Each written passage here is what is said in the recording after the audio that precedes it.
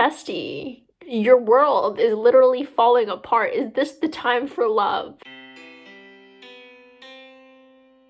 Hi guys, welcome back to my channel. It's Hannah and it's currently December 29th. We have 2 more days until the new year, until 2022, and I put up a story on my Instagram for 12 recommendations for the 12 months so I can like read them, and I got a lot of fantasy recommendations, like a lot of fantasy recommendations, not just like YA fantasy, but like high fantasy, like adult fantasy, like big brain stuff.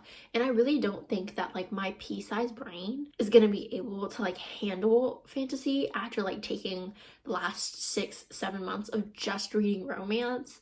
So I come to you today with The Red Queen. This isn't the most complicated like YA fantasy that there is, but I feel like this series is just me dipping my toes into the water to like just see if my brain is able to keep up, if I still have like those muscles in my brain that understand fantasy and understand how it works. I'm just gonna see if they're still there, if they haven't absolutely turned to mush. I've actually started reading this already. I'm on chapter 3. I started like not that long ago, so we're gonna be reading this, and this is my own copy. It's one of the few books that I own. I bought it when I went to Barnes & Noble with Pooja before I went to college. You guys should go check out that video. I don't know, I've heard mixed things about this series. I've heard that like the first book was good, but then like the following books were not as good. But also, this is my first book by Victoria Aveyard. I follow her on TikTok because, respectfully, she's very hot. I get that she has a fiance, but as do most of my crushes. Either they're like engaged to be married, or they've been married for 21 years. So like really there's no winning. I want to see what the hype's about. Like I follow her on TikTok. I think she's pretty cool. So far, my thoughts of this book from the first 2 chapters, I get the world building. I get it. And I like don't think it's super complicated right now. Like there's people with red blood, there's people with silver blood. Silver blood are elite. Red blood, they're like poor, they're not cool. Like I haven't gotten to that part, but it's on the synopsis. Apparently she has like powers. So silver-blooded people have powers. I don't get like what type of powers they can have. Like is it just like random supernatural abilities, or is it like categories? Because they listed off a bunch of qualities like strongman, making flowers and stuff grow and all that stuff. I don't understand what a whisper is, but I feel like it'd be explained if I read more than 2 chapters. So I'm definitely gonna give this a try. I have high hopes because, as I mentioned, I like her. So I just finished chapter 6, and I feel like this has, at least for me, this has a very similar reading experience to when I was reading Cinder, where it was simple enough for me to understand what was going on and follow along. Now, I'm not sure if that will be like for the rest of the series, because normally like I can deal with the first book, but then as things get more complicated in like the next couple of books, I'm no longer able to keep track of it. But so far, I'm not confused. I know what's happening. I also figured out what a whisper is. I still feel like my brain is still like hyper focused on like romance and trying to see out who the main male love lead person is and is going to be.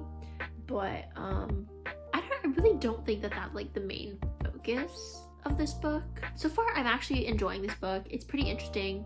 It's easy to get through. The characters are like actually interesting, and like I want to see what happens next. So I'm gonna keep going. It's only 7:37, so I think I can make some pretty decent progress in this book before I have to go to bed. Yes. Okay, Google, play music. Play some music on Apple Music.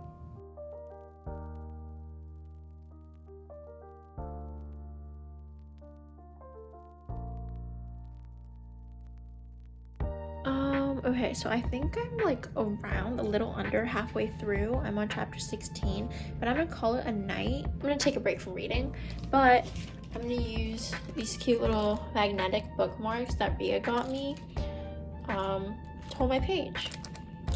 It's day 2 of reading Red Queen. I'm currently on the Read or Cheer live sprints, and they're reading So I'm going to continue. I'm on chapter 16. I'm around at 47, at least Goodreads told me it's 47% of the way through the book. So a couple, like an hour or two more, and I should be done with this.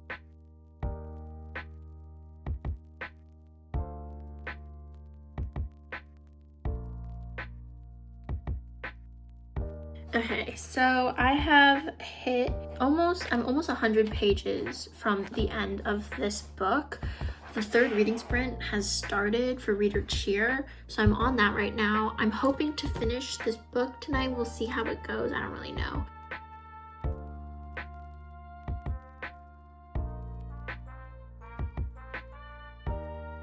Okay, so I just finished chapter 24, and like literally they're like planning a revolution, right? And Barley goes, "You want me to pin my entire operation, the entire revolution, on some teenage love story? I can't believe this." But like literally, like how does this girl have like so many guys like under her thumb, so many people who are willing to like just give up everything for her? Why does she have so many potential love interests? Like, I don't even know who I'm supposed to be rooting for. I don't even like her with any of them. Like, bestie, your world is literally falling apart. Is this the time for love? I don't know who she's gonna end up with.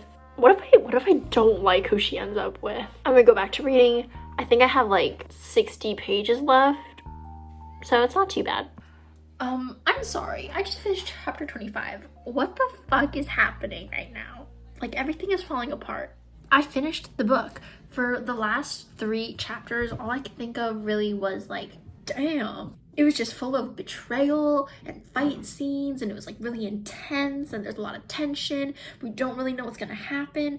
People's lives are on the line. There's like death, and there's blood and fighting and magical powers. I can see why like people think that this book is pretty great. I liked it a lot. It is very typical of like the YA dystopian. Like, I feel like it follows that format, but I do think that like something like this series, it might just put me back in like my YA dystopian fantasy phase. It might.